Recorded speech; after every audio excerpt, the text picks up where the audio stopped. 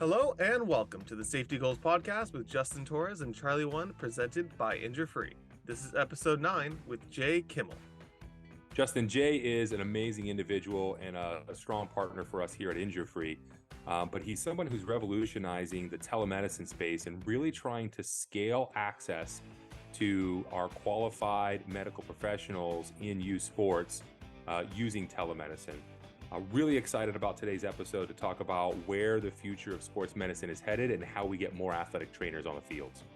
Exactly right, Charlie. I'm excited as well. I think with COVID being a huge part of our lives and telemedicine being one of the benefits that we're coming out of that, Jay really dives in deep about how telehealth is still working for him and what they do at Upswing Health and how that works to what we do here at InjureFree. So I'm excited to keep talking with him.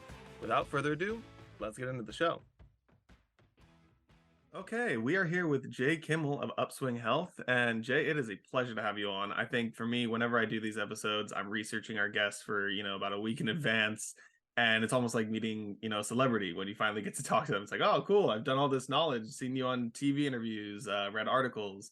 So it is a pleasure to have you here. I know me and Charlie are extremely excited. So the first thing I like to do is just kind of get into your background for those who don't know.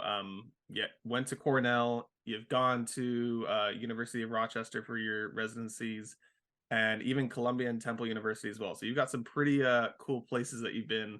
So if you could just kind of give us a little bit of your background, where you grew up, and how you realized that you kind of wanted to be involved in the sports/medicine side of the world. Well, sure. Well, first of all, it's great to be here. I always enjoy talking with Charlie and talking about these topics. So I went to Cornell undergrad, and then, as you mentioned, University of Rochester Medical School, and I always knew that I wanted to be a physician. I wasn't really sure that I wanted to be a surgeon until I got to medical school, but then I decided I really wanted to be a surgeon. And once I made that decision, there was really no other choice but orthopedics. Orthopedics is a great field, and I'm a former college athlete. I played tennis, and I'm still playing tennis, and got a couple of kids that are athletes. So athletics is very dear to my heart. So the opportunity to do orthopedics and then sports medicine was just a great opportunity, and I feel blessed to be able to have done that with my career. And was there, like you said, you weren't 100% sure that surgery was what you wanted to go into. Can you remember if there was a moment that really was like oh, okay, this is what I want to do. This is really cool to me. Yeah, like a lot of people, especially when you're a young person who's interested in medicine or in residency, I met a surgeon who was just a wonderful teacher and mentor, and really turned me on to surgery. And then very fortunate at the University of Rochester to have a great orthopedics department where I was able to work with those guys, and just knew that I wanted to do sports medicine, and was fortunate enough to be able to go to Columbia, then Temple, for my sports medicine fellowship, and had the opportunity to take care of college and professional teams in training. And then since I've been out in practice, taking care of high school and college and some professional athletes and a lot of weekend warriors. Jay, we find out that a lot of former athletes end up in the field of medicine, a lot of athletic trainers and doctors, and especially orthopedic surgeons. Did playing tennis or being a collegiate athlete, I should say, have any influence in that direction for you as well? Yeah, I think it certainly did. Having the opportunity, sports were really important my entire life, and I was lucky enough to be able to play tennis and play at a competitive level. And I actually didn't get hurt playing tennis. I was very lucky during my career, but like many, I did have exposure when I was young to an orthopedic doctor. Didn't have to have surgery, but I broke both my arm once, and then I broke my leg later. So I learned what orthopedics was like at a very young age. And so, Jay, after graduating, you worked for the University of Connecticut in their School of Medicine as the clinical assistant professor, and you did that from the last 28 years till now. And then in 2000, you jumped over to oversee all of orthopedics in that entire department, not just the family side of it.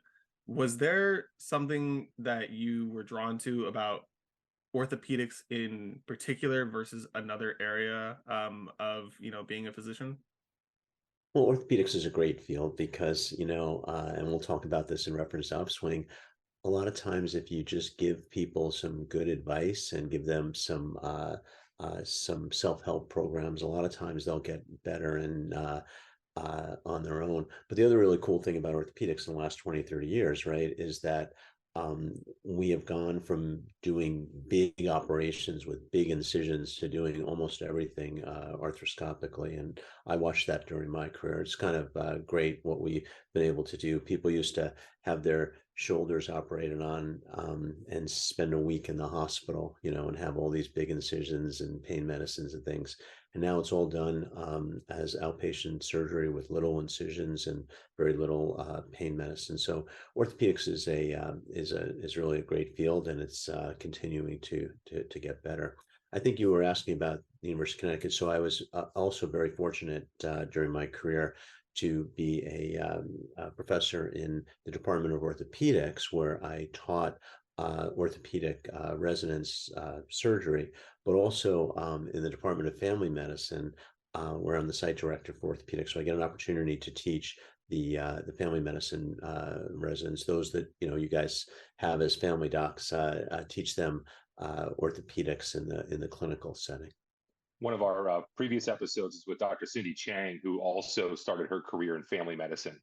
And that was it eye-opening for me, I think, from a layperson's perspective in the medical community, but really a generalist, somebody who is, focused on the body and healing what may be wrong at the time or preventing, but also approaching the family life, the stress, those types of issues that play a role as well. So really a complete and a holistic approach towards medicine and care, not just for athletes, but for anybody in that field, which is fascinating. Yeah, well, I think that's true. There's some fields and some subspecialties, orthopedics, that are more surgical than others. But sports medicine is not one of those, right? Sports medicine, you're taking care of athletes, and you have to take into account the psychosocial aspects of it. Mm-hmm. And a lot of it is non-operative. A lot of it is just helping people get better and getting back on the field without surgery. So that is also appealing to me as a physician. Cindy also brought up that term psychosocial, which was the first time I think I had ever heard it, it's just fascinating, and also a really intricate part, because nowadays we hear so much about mental health being such an issue, especially in our athlete communities, and post injury as well, is especially for athletes as they're injured. Being away from their teams, not being able to do what they love, it can be a huge impact on not just themselves mentally, but also during the recovery time as well. Absolutely. You have to, if you're going to deal with athletes, if you're going to do sports medicine, whether you're a surgeon or not, you really have to be tuned into that. Athletes are just a different breed. There are people that I see who might not be athletic, and it doesn't matter when they recover. But when you're dealing with an athlete, particularly high school or college athlete, right, they have such a set period of time that they can participate. And so it's really important to look at the whole person and not just one particular injury. Jay, that brings up a good question for me because look, I've suffered, broken bones before in sports. It happens. It's unfortunate, but it is a part of why we play the game because it is fun to be, a little extra physical at times.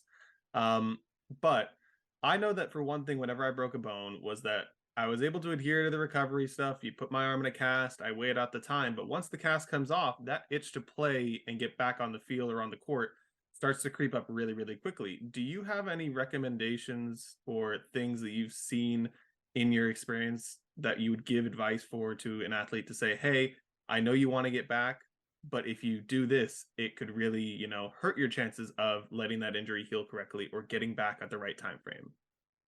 Yeah, I think it is an important question, for all athletes. But I think what is really important, and what I think sports medicine docs understand perhaps better than uh, folks that are not in tune to that, is that when you are injured, there's still so much that you can do without sacrificing the possibility of injuring yourself more. So, for example, if you have a shoulder injury and you need to rest your shoulder, you can't be throwing baseballs. That doesn't mean you can't run. It doesn't mean you can't do core things. It doesn't mean you can't, stay in good shape. And I think what works very well for athletes is when you sit down with them and you say, okay, while you can't be running right now because you just had an operation, that doesn't mean that you can't do some core things. Here's some great upper extremity exercises you can do. And I think most athletes, when given that opportunity to cross train like that, especially if they're trying to protect themselves from another injury, are pretty receptive to it. Not all, but many are. That's that education that comes into play. It's such a huge part for athletes. To Justin's point, you're do one thing and then you take that one thing away, and then as soon as the leash comes off, so to speak, with the collar comes off, we want to run. But there is an educational component of it, and I think that's and for any athlete who's ever been injured, I've heard it over and over again. There, you spend so much time with that medical staff that's around you, those people that you trust on, and these types of wisdom nuggets are so impactful. But then there's a curiosity to that as well. There's a deeper understanding of the human body. How do I make myself perform at post injury? But even if I'm not injured, a lot of the techniques that we saw in the rehab have now become what we call prehab, to a point where they're preventative in some aspects. I mean, that's a fascinating topic for you to kind of elaborate on. Is how are some of the views or the science of medicine that it's involved around orthopedics, and just some of the soft tissue injuries? How has that evolved, and kind of where do you see things moving next in that regard? Well, I think that's a really important point, and I was fortunate enough to actually see it during my career, right? When I was in training, we were just starting to understand. We looked around and said, you know what? Young women hurt their knees, they tear Mm. their ACLs at a much higher frequency, it seems like, than boys. Like, why is that? And people started to look into it on a research basis. And as a result of that work and understanding why it is that women tend to tear their knees up, and particularly their ACLs, more than guys, there were all these programs created to try to help particularly young women avoid that injury, which is a very devastating injury for a high school or college athlete. So there's an example where we saw something out in the world, we studied it, we figured it out, and then we came up with really good plans. And nowadays, a lot of the work on those exercises, those plyometrics, those protective exercises are incorporated into what a lot of high school and college teams, particularly if they're women's teams, do as part of their workouts. Yeah, yeah. Sports are in full swing 24/7, which means athletes are bound to get injured. InjureFree is a software platform used by youth sports organizations and schools that was developed to help coaches, parents, and administrators communicate injuries that occur and ensure a safe return to play. These sports safety networks are essential for sports teams working to provide the safest possible environment for their families. For more information or to schedule a demo, please visit www.injurefree.com. That's www.injurefree.com. That's fascinating. So, I mean, I get, when you look at the scope and how things have come and where they've developed and, where they're going, um, it seems as if, though, a lot of these transitions become impactful to our smaller circles. When we have this idea, you talk about research. Research comes out, we put out a finding, and often that's where great ideas go to die, because it's how do we implement those? How do we, bring that finding to the masses, other than the people who read the, business of medicine? How do we get those large scale implementations and really affect the change that ultimately the altruism that comes through being in medicine and dedicating your life to that field? Maybe talk a little bit about your time as an orthopedic surgeon, and then ultimately, how have you changed your approach to reach more folks? Well, I think that's an important point that you bring up, and um, getting back for a second to those athletes that are injured, particularly at the high school or college level. A lot of them nowadays do have access to athletic trainers, and athletic trainers are the ones that help them when they're first hurt in terms of their diagnosis and giving some general medical advice. But they're also the ones that work with the athletes um, when they're injured, giving them rehab programs, giving them ways to stay in shape. And we just didn't have it when I first started training 30 or 40 years ago. So athletic trainers are really a key part of athletes, particularly at the high school, college, and professional level, getting better.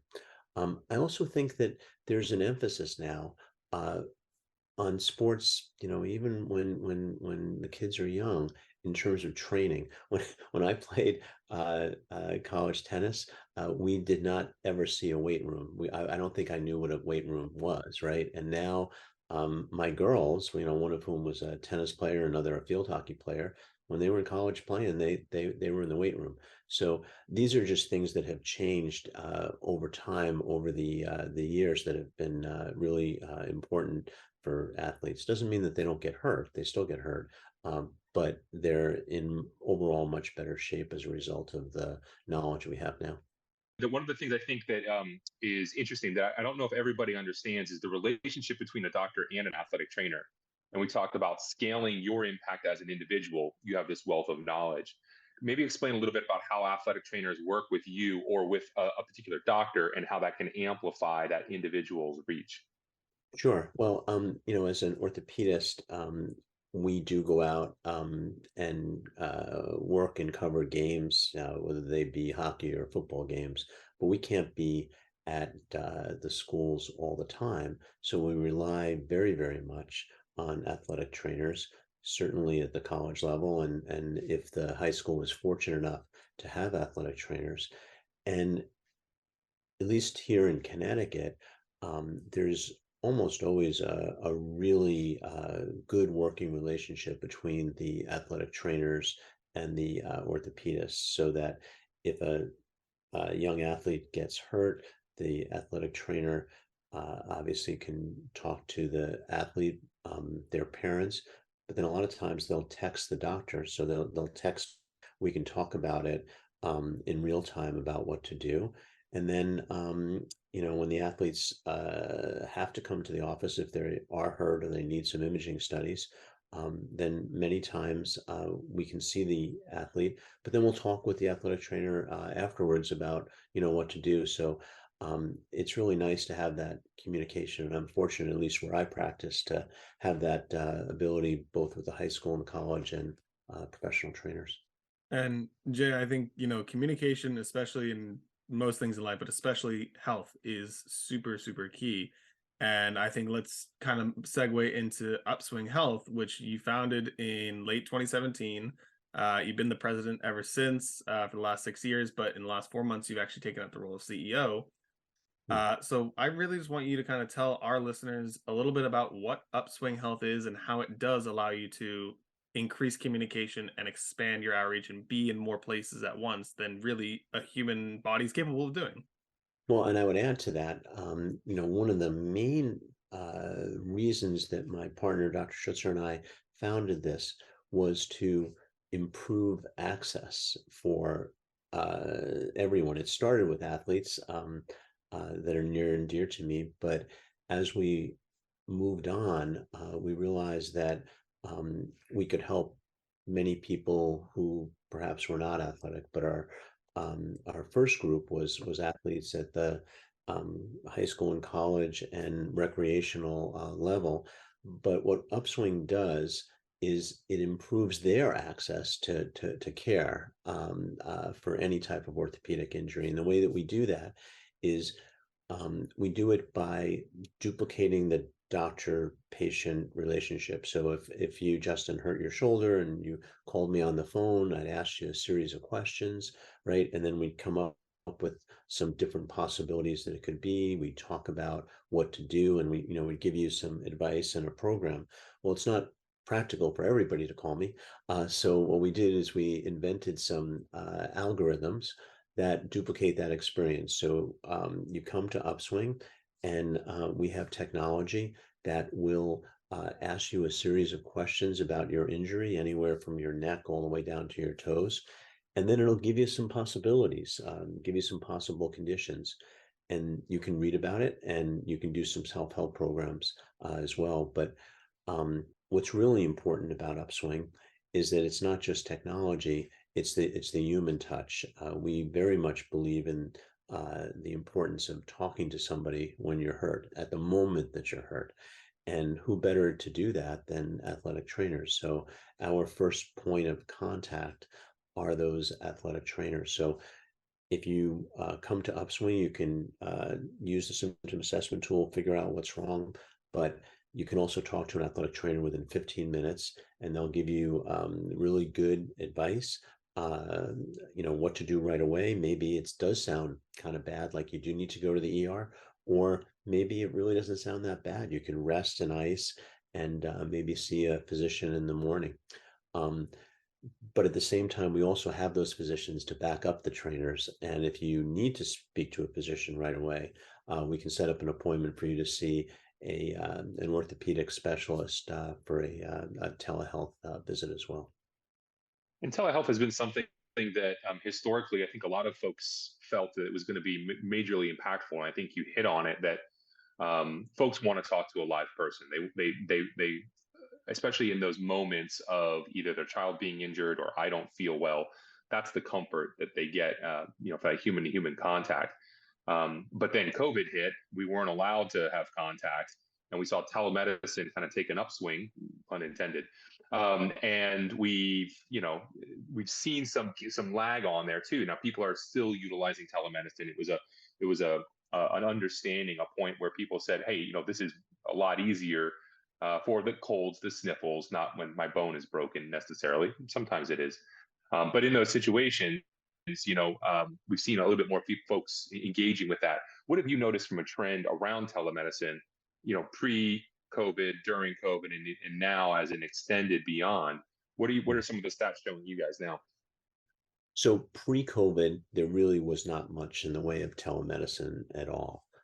We certainly talked on the phone to folks, but there wasn't telemedicine. Of course, during COVID, we used telemedicine almost exclusively. Post-COVID, we're of course not using telemedicine as much. A lot of people, like to come to the office, but at the same time, there are a lot of people who got used to that quick access, staying at home, talking to their doctors, and like to do that. And for many fields in medicine, telemedicine is really a godsend. And almost all what we call service lines, almost all different specialties of medicine are going to have a virtual first option. If they don't have it now, they're certainly going to have it in the next 3 to 5 years, because people are asking for it. People maybe that are my age and older might figure it's okay to go to a doctor's office, take a half a day off from work, sit there for an hour, wait for a 15-minute appointment. And you know what? Younger people are just not going to do that. They're just not. Everybody believes that access is important, and access on your own terms is important. And telemedicine really meets that need. Now, there are certain things you can't do, with telemedicine. There is something that can be said for putting your hands on someone. Certainly, sometimes people need imaging studies, but for a lot of problems, especially at that first point of contact, telemedicine is really great. Not many youth sports administrators began their careers with the dream of negotiating insurance rates. Most have the love and passion for the game and saw it as a way to inspire the next generation of youth athletes. However, nowadays insurance can be the single greatest cost for a youth sports organization. At American Sports Insurance Services, we've done the work for you and created the single most comprehensive youth sports insurance program on the market. We did it by aggregating the largest youth sports injury database in the world. Let us do the heavy lifting and represent you for all your risk management needs. For more information or to get a quote, Visit www.getamsys.com. That's www.getamsys.com. Yeah, and I mean, Jay, obviously they had a ton of businesses have to resort to going online during the pandemic. But not many businesses did what you guys and Upswing did. You guys actually decided to make your guys' platform completely free of charge during the pandemic. And I was wondering, did you guys see that result in a spike of users for you guys at all on the side of Upswing? I think it did. We made that decision.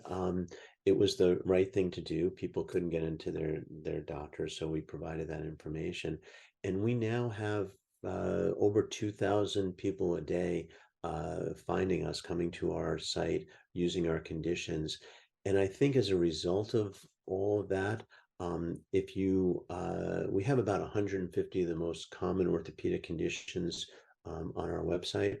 65 of them are actually on the first Google page now, and 25 are in the top 5, and 10 are number 1. So the way that we wrote it, I think really lent itself to people using this information. And as a result, now when people Google these problems, Upswing shows up and gives them that information. I know that you said that telehealth obviously isn't used as much post-pandemic, but did you see that telehealth was more or less accepted by people and is not as looked at it with a negative connotation as it was possibly pre-pandemic? Yeah, I'm not even sure if it was necessarily negative or just people didn't know about it. Understand it. Um, the I remember during the pandemic, you know, we in our brick and mortar practice, we were really worried that the older people wouldn't be able to figure out Zoom and the technology. It turned out they were great. They were completely fine. So any hesitancy about people not being able to use technology, now of course there are people that can't, but a large majority of people that you would not have expected to be able to do it were able to do it. And of course the kids, are completely fluent with it. So I think that there's a general acceptance of it, and I do think that and all the studies say that it's here to stay. And particularly if you think about it for the group, the young athletes, the group that Charlie and his team work with, we're not just talking about the kid who has to get to the doctor's office, right? You're talking about the parent who's got to take the time off from work, who's got to take the kid out of school, get him to the doctor's office, wait there for an hour for the appointment. A lot of that can be done with telehealth. And as people do that more and more, people are going to demand it more and more. And that's what we're finding. It's the same as if it's a human doctor, or not even a human doctor, I should say, more of a in-person consultation. There's a trust factor that needs to be developed, and folks need to feel comfortable with the process so that they feel as if the information that they're getting is accurate and valuable in some sense. And so it's almost as if if for some reason people aren't familiar with it, or everybody knows what telemedicine is for the most part, but they just don't utilize it to some degree. Taking those first steps, as you mentioned, engaging with folks, getting them there, offering your services at no cost in that economic hardship, during that time of economic hardship. Those are all examples of, let's dip our toe in the water and see how we like it. And I think that's a great approach, especially when we talk about the younger populations. We work with so many parents who are first-time sports parents, and they're not quite sure. They find themselves scratching their heads. What did I sign myself up for here? But that's where they are unfamiliar, especially when that first injury comes along. That can be scary for parents, and you want to have someone you trust. And so I think that natural reaction is to go to my pediatrician, whereas it may not be the best first move. What's your opinion, or what's your advice for those types of folks who, how do as I know nothing about injuries, maybe I didn't even play sports myself, but my kid signed up for soccer and they come home and they have this pain in their knee, they're 10 years old. How do you, what advice would you give them to assess and enter the healthcare system in a way that's timely and accurate from an outcomes perspective? Well, I think if children have a pediatrician that they have a good relationship with, then of course it's always helpful to start with a pediatrician. But there are times, right, when your child is hurt.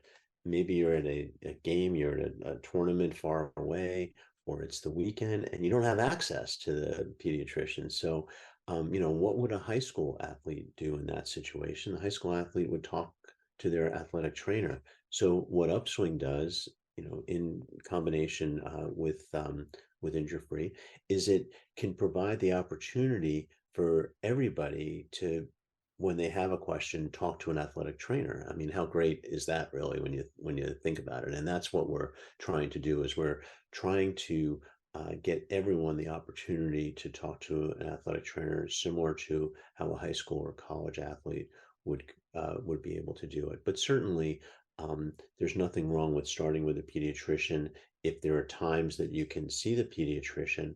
But the other problem, right, is that particularly in youth sports, but even in high school, the seasons are so short, right? That if you wait Mhm. 3 weeks to get in to see somebody, the season's Right. half over, right? So you need that information. If you're a youth athlete, you need it now, and that information might be, hey, you know what, you can't play for 3 or 4 weeks, and then it doesn't matter.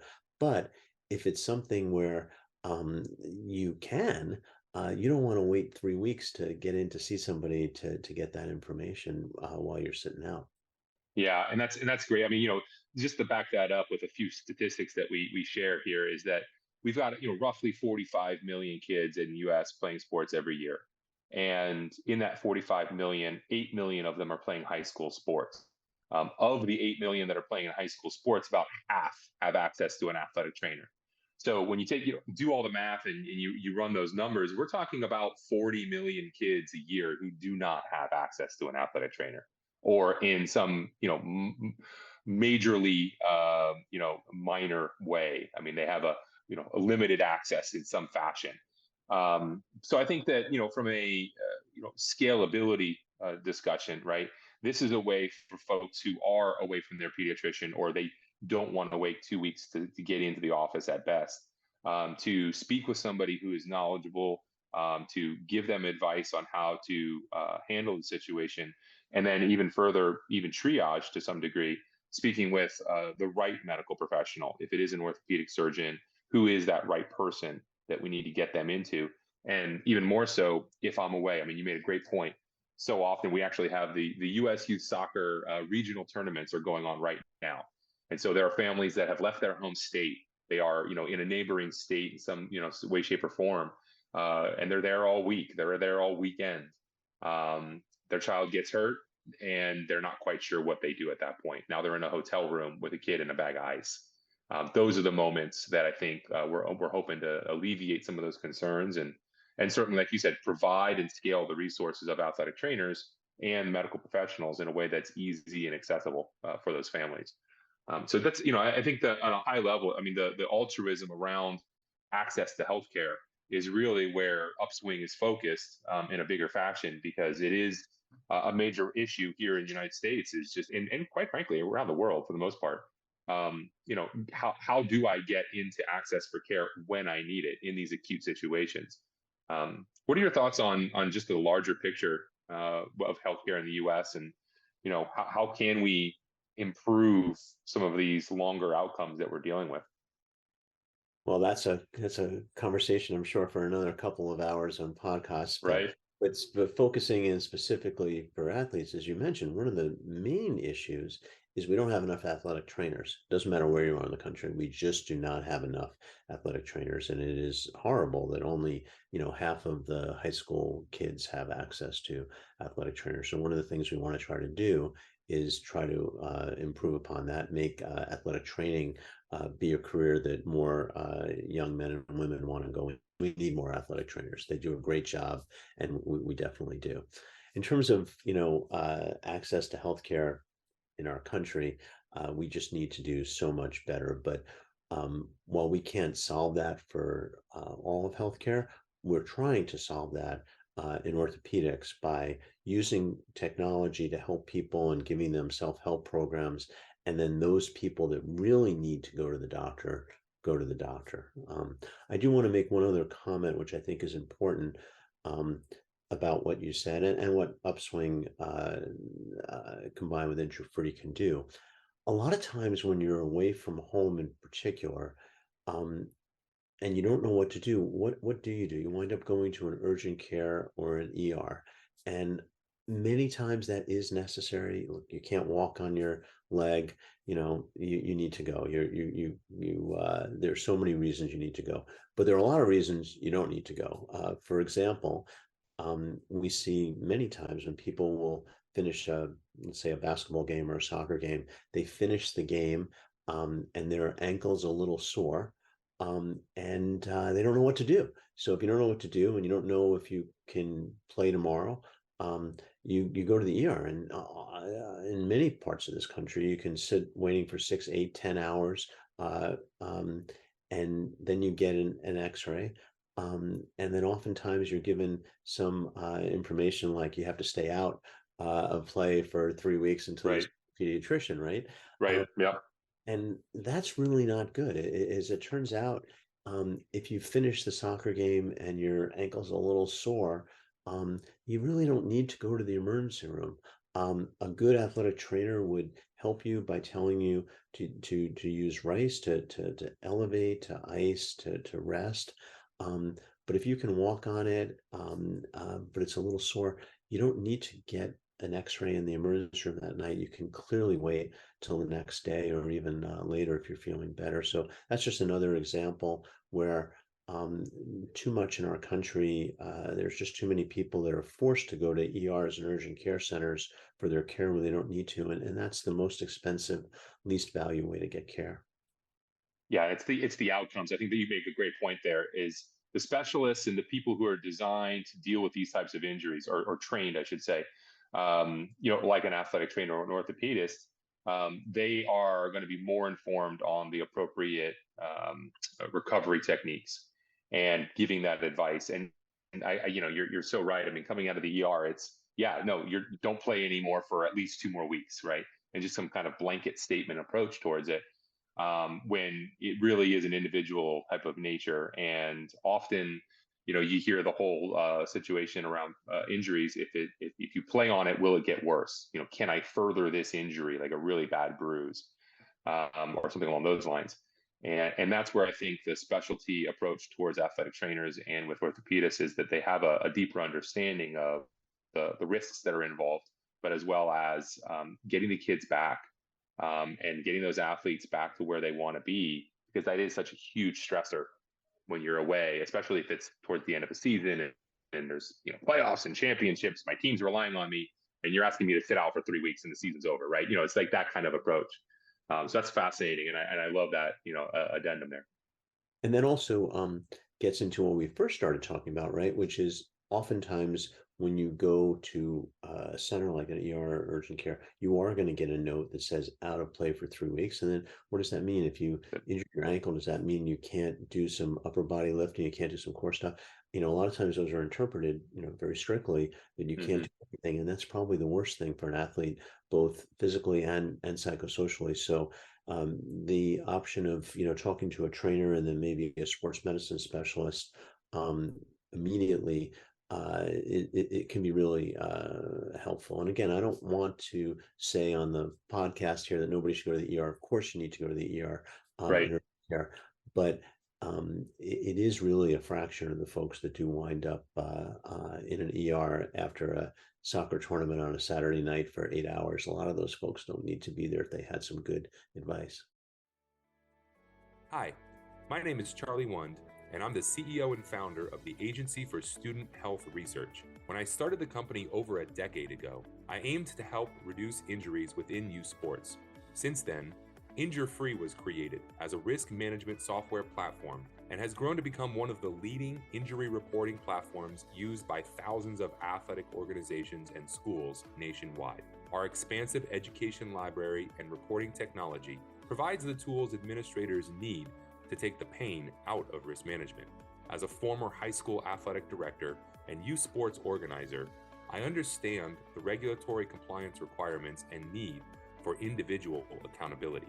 Our goal is to provide a service that does better than checking the box. For more information or to schedule a demo, please visit www.InjureFree.com. That's www.InjureFree.com. Jay, you brought up a good point that, look, not every injury requires you to go to the ER. Some do. I think the ones that do require you to go to the ER more often than not are pretty visible to see. It's either a really badly broken bone, you're in a tremendous amount of pain, and no, over-the-counter medicine could solve it. But for you at Upswing Health, part of your guys' system is essentially, you have a diagram of the human body and it says point to where it hurts, similar to how you would in an actual doctor's office. And one thing that I want to know is, are there any injuries that you've seen in your, long career of it can't just be a point to where it is, that certain injuries really do need to be an in-person evaluation because some of them are just too tough to diagnose over the computer or over a Zoom call? Oh, for sure. We don't pretend to be able to diagnose everything. And it turns out when we studied our present version of our symptom assessment tool, it's about 75% accurate, meaning that in a study of 500 patients, that one of the diagnoses the symptom assessment tool came up with about 75% of the time is what the doctor thought it was as well. We can get that up a little bit to 80 or maybe 85. We can't get it to 100 because there are times that you just really need to touch the patient. There are times you need an X-ray or even an MRI. But if you can put people on the right path, 80, 85% of the time, then and that's pretty good. And if you talk to and I have talked to very well-respected sports medicine physicians like, say, Dr. Andrews down there in Birmingham, or Russ Warren, the doctor for the Giants in New York. We've presented this work to them, and they feel that they can get the diagnosis by talking to somebody 85 or 90% of the time. So particularly if you're an experienced orthopedist, you ask the right questions. Not all the time, but a lot of times you can get the right answers.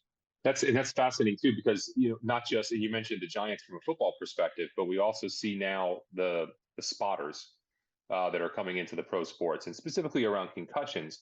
But the trained eye is able to actually watch a play, and identify a mechanism of injury that can really help narrow down a lot of those potential outcomes, especially around orthopedics. Is that something that you're hearing more and seeing more as well? Oh, for sure. Yeah. And, again, that gets to the importance perhaps of having a athletic trainer at the field, or if not, then Right. virtually being there, because it really does help to see the injury. And what happens in my practice now, which is also different than 20 years ago, everybody comes in with a film of their injury. Their dad, Oh, wow. their dad videotaped it, or their friend videotaped it. So, and then, once you see that, particularly when it comes to knee injuries, and you can see the mechanism of the injury, it does make it a lot easier. But also, that's where the communication with athletic trainer comes in, right? As an athletic trainer calls me up, says, a young woman was running down the field. It was a non-contact injury. Her knee swelled up right away. You kind of know that what that is, even without having to see the young woman. So that mechanism of injury and eyeballing that is really important. And I guess for me, one thing I really like to ask a lot of our guests is, is there anything that you've learned just in your life that you, before starting Upswing, have been able to take, whether it's from prior jobs, life experiences, and apply to how you guys run and manage and practice at Upswing? Well, I've been in medicine now for over 30 years, so it's been a while. I've seen, the good and the bad, and tried to take all the good and apply it to Upswing. And in particular, what bothers me is that certain populations really don't have access to care. So I practice in Connecticut here, And there are some schools where they have, two athletic trainers, right? And then you some of the inner city schools, and they don't have any athletic trainers. So what do? They wind up going to the ER for everything. So it really does bother me that we do not have equal access to care, and to the extent that Upswing can kind of democratize that so that more people will have the same type of access to care that other communities have is really important to me, and something that both myself and my co-founder feel strongly about. Not just healthcare equality, but healthcare equity as well. Having a level playing field to address these types of issues. I mean, you talk about the cost increase alone from those ER visits, less about the outcomes, less about the care, but just the cost. And if we had an athletic trainer, I mean, those athletic trainers are saving parents tens of thousands of hundreds of thousands of dollars every year collectively, and from going to these, to the ER and being able to treat those things. And it is such an important piece. But again, we don't have enough athletic trainers in this country, right? I mean, we just said 40 million kids right now don't have access to an athletic trainer, and there's no way. I mean, I think the last time I saw the NATA statistics, I think there was about 25,000 athletic trainers in the secondary schools market, or in the U.S. And that's just not enough. I mean, there's no way they can be out there for all of these games that are going on. And we love our sports. I mean, youth sports is, I think the last projection I just saw recently is it's going to be a $60 billion market in about 10 years. And it's crazy, that the size of what we've got going on here in the US from an industry standpoint, we can't keep up almost. So telemedicine has to play a role. And I remember when we were first talking about our partnership and really looking at how do we scale the access for the athletic trainers using telemedicine, one of my biggest concerns was, well, how are athletic trainers going to see this? How are they going to view it? Is this a supplement? But turns out, I mean, I've spoken with a number of folks and a lot of people within the athletic training societies at the state level who say, no, no, no, no, no. Yes, that's the way to go. We have to start using telemedicine because one athletic trainer now can watch 3 to 4 games, at a time, whereas we just can't do that on an individual basis. So it's fascinating to see this evolution, not only of youth sports, but also of medicine and sports medicine, as we're keeping up with it. Where do you see it going? I mean, what's the next step in this evolution? Beyond telemedicine, what do you hope to see in the future? Well, I think you also hit the nail on the head. It's that youth sports and sports in our country are growing exponentially, right? So you have more and more kids that are playing, and for better or worse, that does lead to more and more injuries. And we also understand the risk and the importance of having high quality care at the moment that you're injured. Particularly with concussion. I mean, there's an area where Athletic Training Society, the Pediatrician Society, Sports Medicine Society have all worked together to make the world safer. I go back to a time where when I first started training and covering games, um, kids would get hit on the head, and the coach would say, "Oh, he just got his bell rung, just put him back in," and that does not happen anymore at all, at least here in Connecticut. And I mean, I think that's a tribute to all the work that's been done in research, understanding this, but then also what all the different societies have taught everyone. And I don't see it from the coaches anymore, and even the parents. I think everyone has a healthy respect for being careful and not for winning at all costs, and making sure that the kids are safe. And to the extent that having more athletic trainers out there will help with that, I think that's very, very important. Yeah, I was having a conversation. I think it was on our last podcast with Skip, actually, Justin, when we talked about the safety first moniker. And it was kind of a question of, well, where did that go? And then Skip's response was, I don't think it was ever there. Youth Yeah. sports was always about rub some dirt on it, get back in there. And that's what it was, that's what we've grown up with. But we are seeing this renaissance, or, a development of that mentality around compliance, around safety before we even get on the field, but also now post injury, how do we handle it? It's one of those situations that I always feel it's happening. It never happens fast enough. And it's, we've got to change a mentality around it, which takes forever.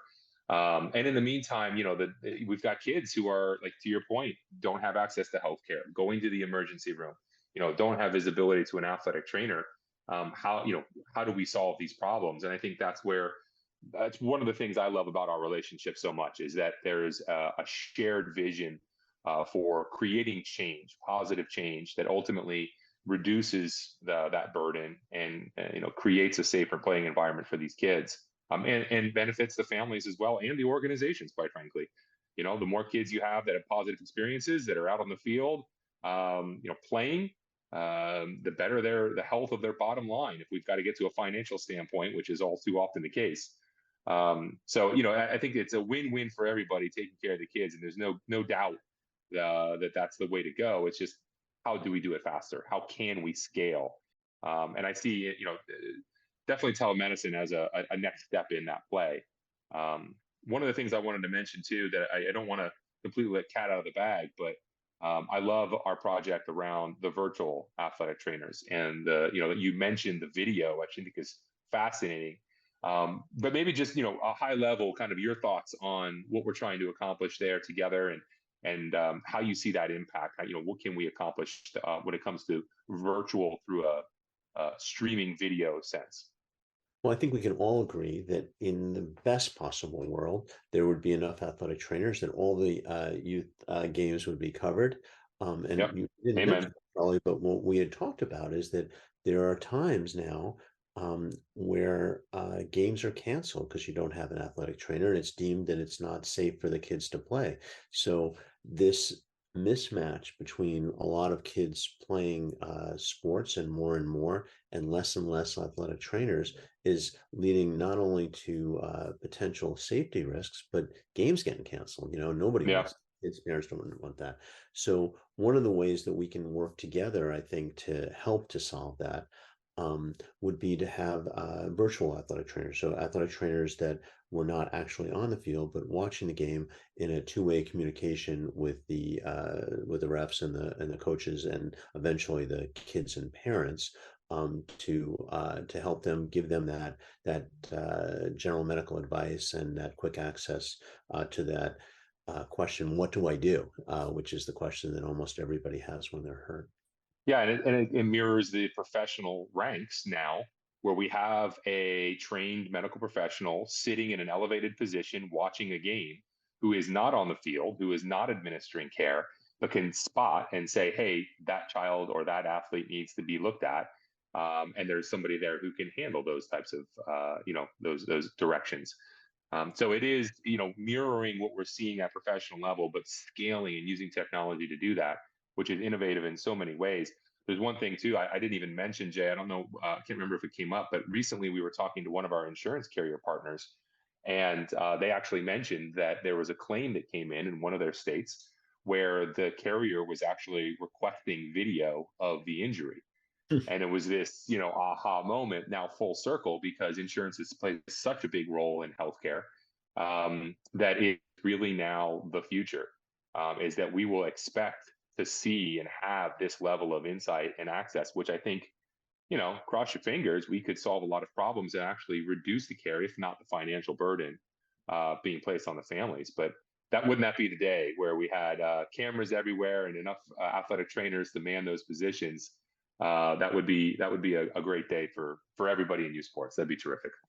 And don't forget, both I do want to put in a little bit of a plug for InjureFree. I mean, you don't get to this ability to make things safer unless you have the database to know what the problem is. And kudos to you and your whole team for developing that database, so that we know now clearly that there are better ways to do things, and that there are certain injury patterns that we can help with, and all the things that you now have recorded. So I think that's great. Yeah, and one of my favorite quotes is, that which can be measured can be improved. Right. That's right. Well, Jay, we always love to, as we wind down on our podcast, we always like to ask them always a stumper. I think we've stumped just about every one of our podcast attendees, but we always try to ask and say, if you could snap your finger right now, what would you change around the world around sports safety? What impact and what change would you like to see? But overnight, create some type of improvement in the space. What is that thing that you think would be broadly beneficial? And I am going to curtail that for you. You can't cheat and use what we just discussed as the answer. Oh, I had my answer, Charlie. I mean, Right. We were feeding it to you. if I had my way, everyone in the country who has a cell phone would have access to Upswing and their own personal athletic trainer. I love it. Just as good. That's beautiful. Notice I didn't say access necessarily to me or a physician, but just their own athletic trainer. I think the world would be a better place. But pocket, a doctor in your pocket, a personal concierge. I mean, that we're not too far off. I think someone's going to get there eventually. Yeah. Yep. That's awesome. Well, Jay, we want to thank you once again for coming on, taking the time out of your day to speak with us. We had an awesome conversation with you. Again, we're so excited for what you guys are doing at Upswing. We know it's going to continue to trend on the upwards, and we hope you have a great rest of your day, and thank you for joining us. We would like to thank you all for listening to today's episode of the Safety Goals podcast, presented by InjureFree. I'm your host, Justin Torres, and a big thanks to our special guest. And also, thanks to my co-host, Charlie Wund. To listen to other episodes of the Safety Goals podcast, check us out on Spotify, Apple Podcasts, YouTube, or wherever you listen to your podcasts.